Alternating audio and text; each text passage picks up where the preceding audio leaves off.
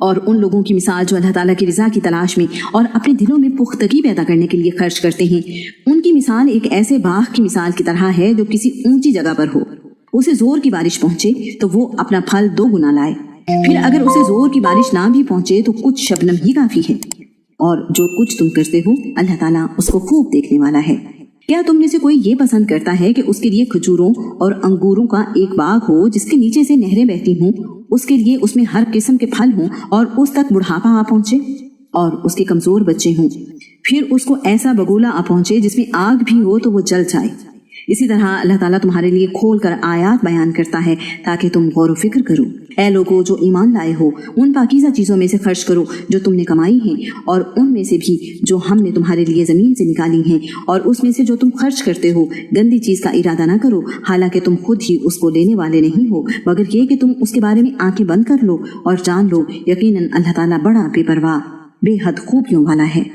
شیطان تمہیں مفلسی کا خوف دلاتا ہے اور تمہیں شرمناک بخل کا حکم دیتا ہے، اور اللہ تعالیٰ تمہیں اپنی طرف سے بخشش اور فضل کا وعدہ دیتا ہے، اور اللہ تعالیٰ بڑی وسعت والا سب کچھ جاننے والا ہے۔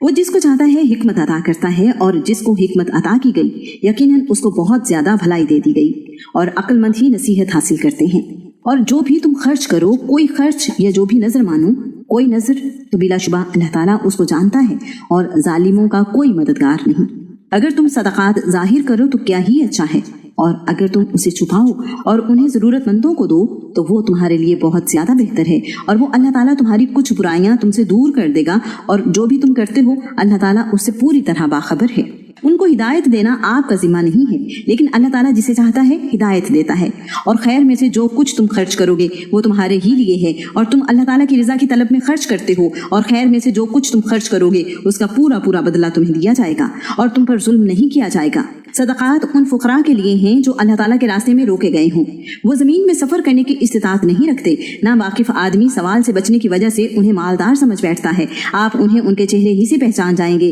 وہ لوگوں سے لپٹ کر نہیں مانگتے، اور مال میں سے جو بھی تم خرچ کرو گے تو یقیناً اللہ تعالیٰ اس کو خوب جاننے والا ہے۔ جو لوگ اپنے مال رات اور دن چھپے اور کھلے خرچ کرتے ہیں تو ان کے لیے ان کا اجر ان کے رب کے پاس ہے، اور ان پر نہ کوئی خوف ہوگا اور نہ وہ غمزدہ ہوں گے۔ جو لوگ سود کھاتے ہیں وہ کھڑے نہیں ہوں گے مگر جیسے وہ شخص کھڑا ہوتا ہے جسے شیطان نے چھو کر دیوانہ بنا دیا ہو، یہ اس وجہ سے کہ انہوں نے کہا کہ تجارت بھی تو سود کی طرح ہے، حالانکہ اللہ تعالیٰ نے تجارت کو حلال کیا ہے اور سود کو حرام کیا ہے۔ چنانچہ جس کے پاس اس کے رب کی طرف سے کوئی نصیحت آ جائے سو وہ باز آ جائے، تو جو پہلے گزر چکا وہ اس کے لیے ہے اور اس کا معاملہ اللہ تعالیٰ کے حوالے ہے، اور جو دوبارہ سود کھائیں تو وہی لوگ آگ والے ہیں، وہ اس میں ہمیشہ رہنے والے ہیں۔ اللہ تعالیٰ سود کو مٹاتا ہے اور صدقات کو بڑھاتا ہے، اور اللہ تعالیٰ کسی ناشکرے گناہگار کو پسند نہیں کرتا۔ یقیناً جو لوگ ایمان لائے اور انہوں نے نیک عمل کیے اور نماز قائم کی اور زکوٰۃ ادا کی، ان کے لیے ان کا اجر ان کے رب کے پاس ہے، ان پر نہ کوئی خوف ہوگا اور نہ وہ غمگین ہوں گے۔